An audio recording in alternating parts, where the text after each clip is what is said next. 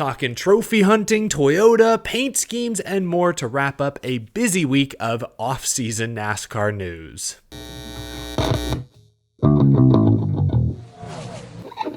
How's it going, y'all? My name is Eric. Welcome to Out of the Groove. Happy Friday. Hopefully today I don't ruffle as many feathers as I did last Friday when I unveiled my top 24 Cup Series paint schemes of 2024. Y'all dragged me in the comments. It's just my opinion. Art is subjective. But many of y'all criticized the lack of RFK racing schemes on my list, and that is fair. They had some good ones. I love the Fast and All schemes. I thought some of the King's Hawaiian cars looked pretty darn good. In my defense, if I was including throwbacks, Keselowski's Castrol car absolutely would have made the list, but that was against the rules. Allow me to redeem myself today. Earlier this week, RFK unveiled a new 2025 Castrol scheme, and this looks fantastic. Big fan of the bright colors. The red and green look especially nice this time of year. These schemes look stunning. Excited to see them on track next year. I also want to talk about Christopher Bell's new DeWalt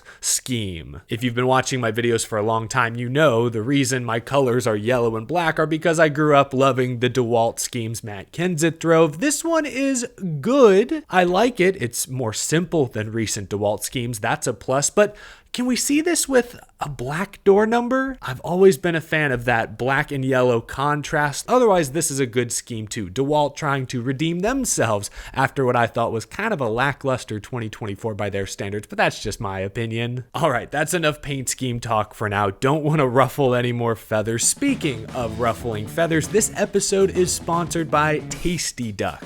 Joe Jurgelwitz and Son are ready to rev up your next tailgate. Their Peking duck brats or duck carnitas are packed with bold flavor, and with the holidays in full swing, a beautifully roasted Joe Jurgelwitz duck is the perfect centerpiece for any family gathering. And I'm wearing this t-shirt for good reason. If you head to tastyduck.com and use special promo code America's Fastest Duck, you'll get 15% off your order. There are so many different options to choose from. Like me, I'm often on the go. Congratulations to Joe Jurgelwitz and Son Tasty Duck for winning the Groovy Hollow paint scheme contest a few weeks back. Again, head to tastyduck.com, use code America's Fastest Duck for 15% off this holiday season. Exciting ARCA news earlier this week. Brendan Queen, aka Butterbean, will race full-time in 2025 for Pinnacle Racing Group. The defending Cars Tour champion will drive the same number 28 Chevrolet that Connor Zilisch just raced in the ARCA East Series, won 5 races. Brendan Queen, 27 years old, made a handful of Truck Series starts this past year with Tricon, finished top 5 at North Wilkesboro in his series debut. It's awesome to see a grassroots racer who's had success in a legit series like the Cars Tour get a national opportunity with a contending team. I mean, Pinnacle Racing Group did not run the full ARCA Menard schedule last year. That's new this season, but they should be extremely competitive. They have a very real shot of contending for the ARCA championship. I don't know Brendan Queen personally, but if his goal is to race full-time in NASCAR one day, this is an excellent step towards reaching that destination. Talented driver, from what I've seen, deserving of this opportunity. Hopefully he makes the most of it. Next up, this is a very fluid episode. A lot of different topics I'd like to cover. Did y'all see earlier this week, Toyota is pulling their NHRA support after 2025? I don't keep up with drag racing, so I don't fully understand the larger ramifications.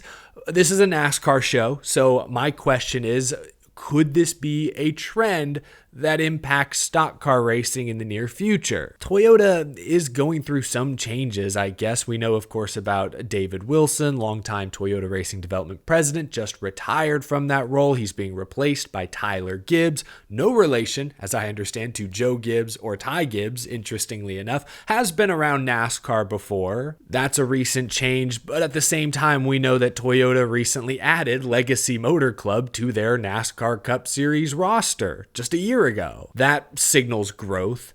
I'm also reminded of a report from a year ago. Remember this? Toyota reportedly spent more money on NASCAR TV advertising than any other company in 2023. I haven't seen 2024 numbers posted anywhere, but clearly Toyota sees tremendous value in advertising to NASCAR fans. So as troubling as this may be for NHRA and drag racing fans and teams, I don't see this having any real effect on Toyota's NASCAR program, at least not in the near future. But that's just my educated guess, I suppose. A couple of teams have made some noteworthy moves in the past 24 hours. We'll start with today's breaking news. Jordan Anderson Racing has announced that Jeb Burton will return to the number 27 Xfinity Series Chevrolet full-time next year. He'll be joined by Blaine Perkins, driving the number 31 full-time. Parker Retzlaff, we've known for a few weeks now, is out. Still some rumors around where he could end up. Blaine Perkins to the 31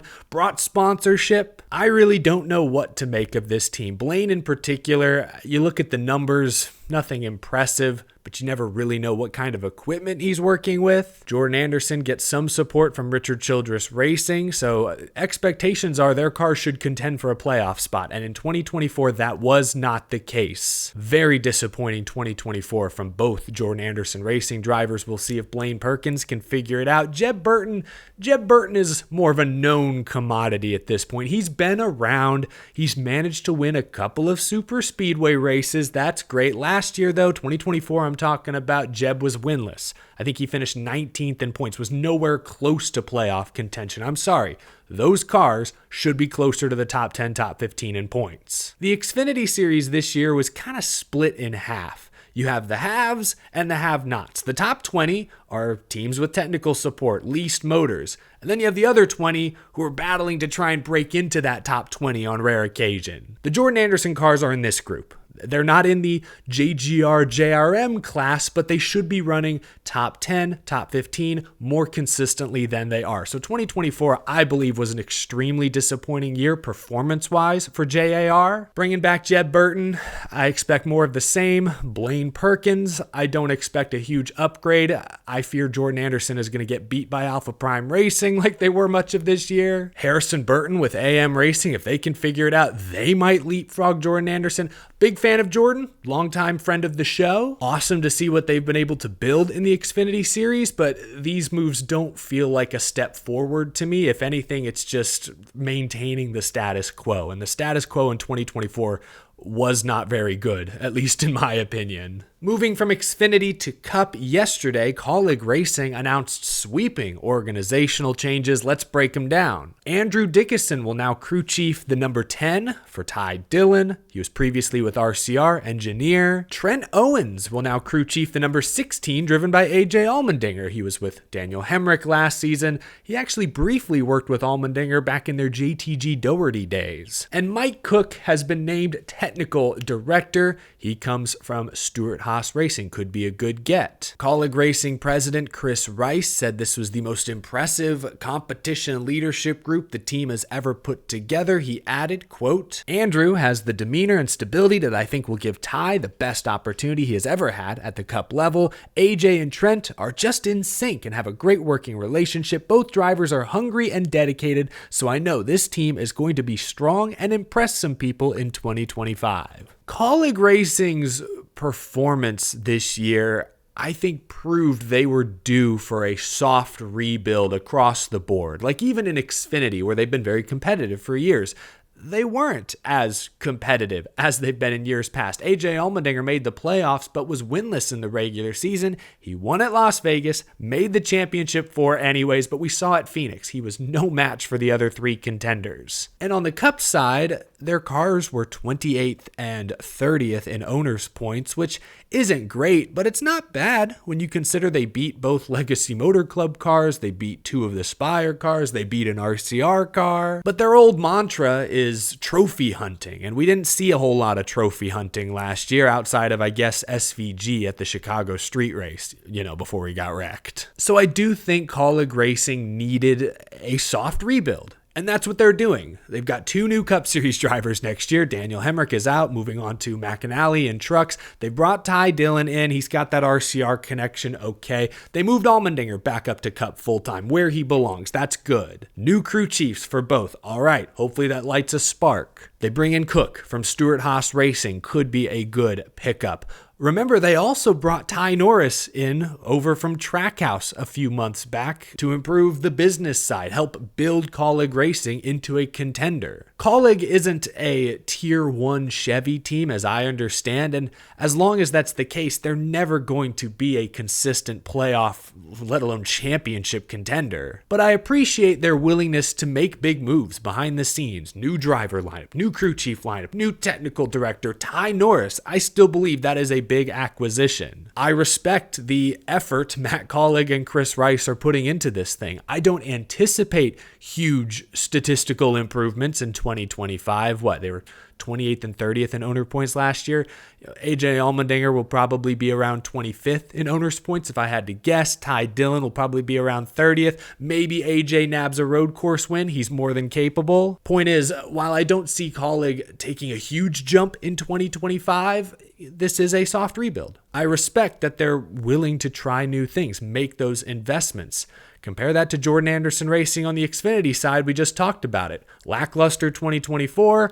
I don't see their 2025 changes making a positive difference. So I'll give Kaulig Racing credit for that. Let me know what your expectations for Kaulig are in 2025 down in the comment section below. Lastly, before we go, it may be the NASCAR offseason, but this weekend in Pensacola, Florida, the Snowball Derby is ready to take place. Huge late model race. I read a Matt Weaver article on Sportsnot. Noah Gragson, who's won this race before, said, quote, "I want to win a second Snowball Derby because this is the biggest race I run every year. This is bigger than the Daytona 500 to me. That's just how much this race means to me." Whew. Noah Gragson is joining a stacked field full of familiar NASCAR names off the top of my head. I know Chandler Smith is racing. I think he paced second practice yesterday. Still looking for his 2025 NASCAR seat. Newly crowned truck champion Ty Majeski is in the field. Caden Honeycutt, I know. Carson Kvapil, William Sawalich, Sammy Smith, Gio Ruggiero. I'm going to forget some names here. Dawson Sutton. I'm probably missing a few, but if you're interested in watching, the race is this Sunday, 1 p.m. Eastern time, I believe, streaming on Flow Racing. I love keeping up with this race every single year. It's a huge short track event. If you need your